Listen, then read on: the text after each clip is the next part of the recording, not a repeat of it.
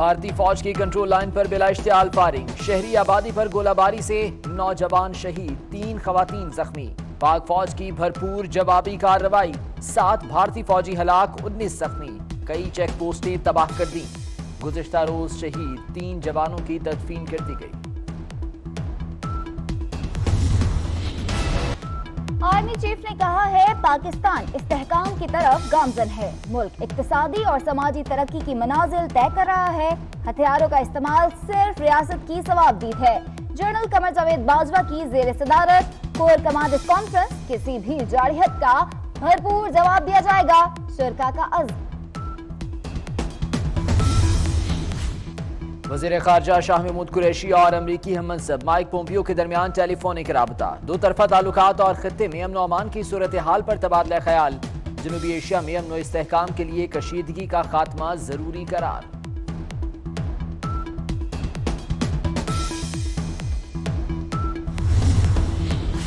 حکومت کا ایک اور یو ٹرن، بجٹ سے پہلے ٹیکس ایمنسٹی اسکیم لانے کا اعلان۔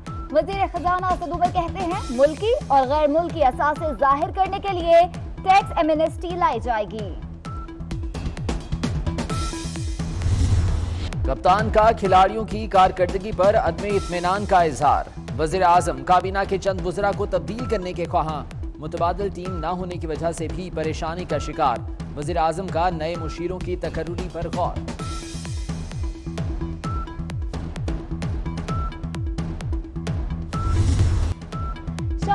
قریشی تحریک انصاف میں تنہا ہو گئے، وزیر اعظم نے بھی جہانگیر ترین کی حمایت کر دی، کہتے ہیں جہانگیر ترین سے بطور زرعی ماہر بریفنگ لی گئی، اجلاس میں کون آئے گا اور کون نہیں یہ فیصلہ کرنا بطور وزیر اعظم ثوابدید ہے۔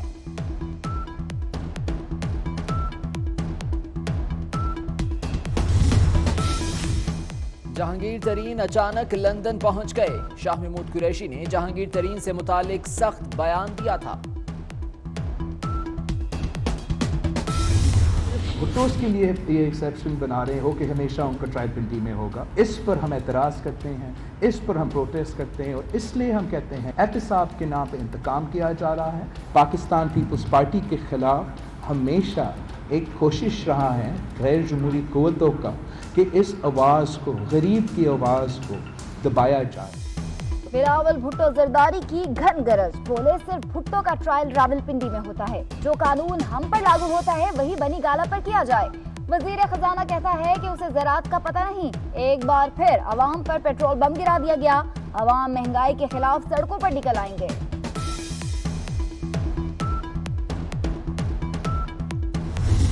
بے نظیر بھٹو انکم سپورٹ پروگرام ہے، اس کا نام تبدیل نہیں کیا جا رہا۔ یہ پاکستان کی تاریخ میں پہلی بار ہو رہا ہے کہ غربت کے خاتمے کے لیے ایک پورا ڈویژن جو ہے وہ ریز کیا گیا ہے۔ آج ہم نے یہ اپروول لے لی ہے، سو پیمرا جو ہے وہ اس کو انشور کرے گی کہ کہیں پر بھی جو آئی پی ایل کے میچز ہیں وہ نہ دکھائے جائیں۔ آپ ماشاءاللہ ہفتہ ہو گیا گھر بیٹھے ہوئے ہیں، ہم تو انتظار کر رہے تھے کہ پتہ نہیں کتنے بیمار ہیں، اللہ ان کو صحت دے۔ جب سے ذہنی تناؤ کم ہوا ہے، خیر اچھا ہے، مریم بی بی کی بھی کوئی ٹویٹ نہیں آئی۔ سیاسی اور میڈیا کے دباؤ پر یو ٹرن، بے نظیر انکم سپورٹ پروگرام کا نام تبدیل نہیں ہوگا، فواد چودھری کا کابینہ اجلاس کے بعد اعلان، غربت کے خاتمے کے لیے نئی وزارت بنے گی، آئی پی ایل کی نشریات پر پابندی کی منظوری، وزیر اطلاعات کی پھر نواز شریف پر تنقید۔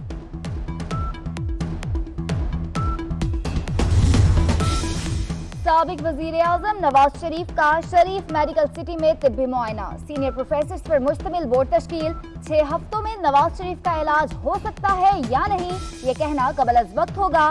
لندن میں نواز شریف کے معالج سے بھی رابطے میں ہیں، ذاتی معالج ڈاکٹر عدنان کی میڈیا سے بات۔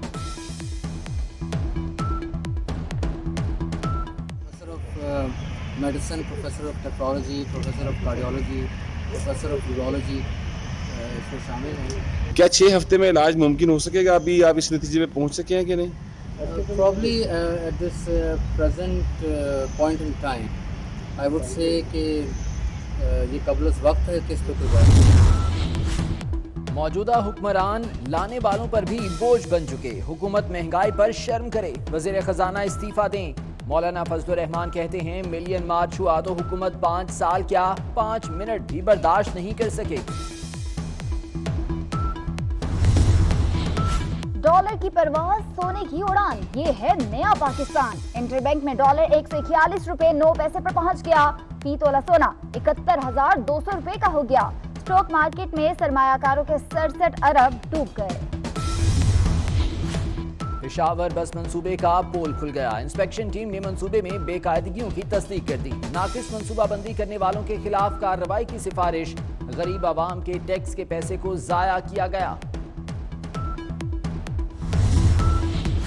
पहले हुकूमत ने अद्वियात की कीमतों में इजाफा किया, अब अद्वियात महंगी करने वालों के खिलाफ कार्रवाई का ऐलान। विफाकी वजीर आमिर महमूद कियानी कहते हैं अद्वियात 15% से जायद महंगी करने पर एक्शन होगा।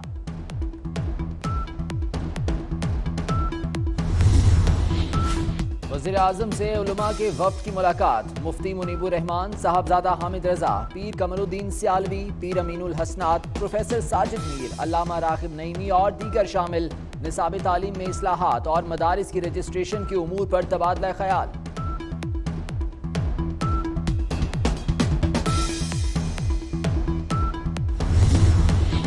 सेक्शन 22A और 22B पर तहफ़्फ़ुज़ात का मामला। पाकिस्तान बार काउंसिल का कौमी अदालती पॉलिसी साज कमेटी के फैसले के खिलाफ 4 अप्रैल को मुल्क भर में हड़ताल का ऐलान। शहर इक़्तिदार में जराइम पेशा अफराद का राज। विफाकी पुलिस बेबस, 6 अफराद कत्ल कर दिए गए। मरने वालों में 3 मुबैना डाकू भी शामिल। विफाकी वज़ीर नारकोटिक्स अली मोहम्मद महर के घर डाकू घुसने का मामला। पुलिस ने 6 मुलाजमों के बयान कलमबंद कर लिए। मुसल्लह अफराद ने घर में घुसकर जरगमाल बना लिया। SSP साउथ ने खुद बयान कलमबंद किए।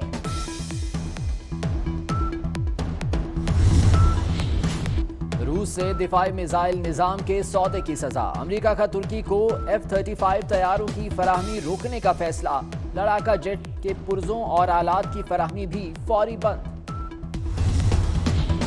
चीन के जंगलात में लगी आग बेकाबू, हलाकतों की तादाद 30 हो गई। 690 फायर फाइटर्स और कई हेलीकॉप्टर्स आग बुझाने में मसरूफ। कुवैत में रेत का तूफान, निजाम जिंदगी दरहम बरहम हो गया। कई हादसात, ट्रैफिक की रवानी बुरी तरह मुतासिर।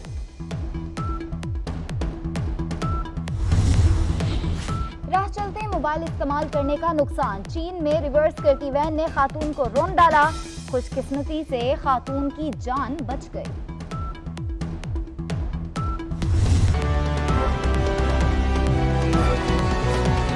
न्यूज़ के साथ मैं हूं हुदा शाह और मैं हूं ज़िशान बशीर। YouTube पर बराह रास्त देखने के लिए विजिट कीजिए youtube.com/24newshd और क्लिक कीजिए लाइव पर। हेडलाइंस आप जान चुके, खबरों की तफसीलात की जाने बढ़ते हैं और सबसे पहले आपको बताएं कि वज़ीर आज़म ने काबीना की 8 माह की कारकर्दगी पर अदम इत्मीनान का इजहार कर दिया है। अरकान को शाह महमूद कुरैशी और जहांगीर तरीन के तनाज़े पर बयानबाजी से भी रोक दिया। काबीना ने अगले 3 माह हुकूमत के लिए मुश्किल करार दे दिए।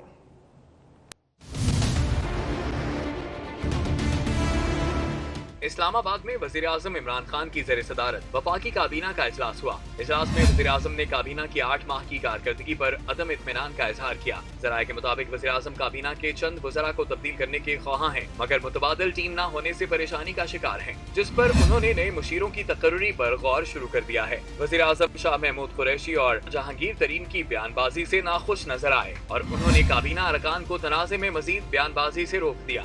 वज़ीर आज़म का कहना था कि दोनों सीनियर रहनुमा हैं, दोनों की राय अहम समझी जाती है। ये वक्त आपस के इख्तलाफात का नहीं, अदालती फैसलों का एहतराम करते हैं, मगर जहांगीर तरीन की महारत देखकर ज़राअत के शोबे में काम करने का टास्क दिया था। वज़ीर आज़म ने सिफारती महाज पर शाह महमूद कुरैशी की कामयाबियों को भी सराहा। कप्तान ने दोनों रहनुमाओं की तारीफ तो की, मगर टीम के अहम खिलाड़ी जहांगीर तरीन ने लाहौर से उड़ान भरी और लंदन में डेरे डाल लिए।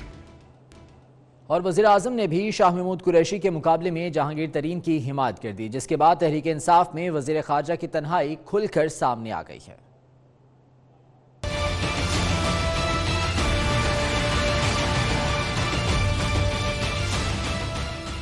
शाह महमूद कुरैशी ने PTI में अंदरूनी इख्तलाफात की जो हंडिया चौराहे पर फोड़ने की कोशिश की थी, वो वज़ीर आज़म ये कहकर फिर घर ले गए हैं कि जहांगीर तरीन की बहुत खिदमत हैं, उन्हें नजरअंदाज नहीं किया जा सकता।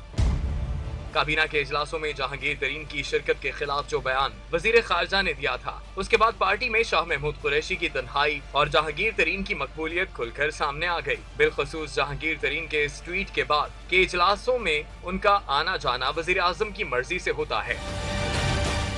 जहांगीर तरीन की हिमायत में खुलकर सामने आने वाले वज़रा में फवाद चौधरी, फैसल वाउडा, मुराद सईद, गुलाम सरवर खान और तहरीक इंसाफ के मुतादिद रहनुमा और वज़रा शामिल हैं। और तहरीक इंसाफ के रुकने कौमी असम्बली नूर आलम खान पेट्रोलियम मसनूआत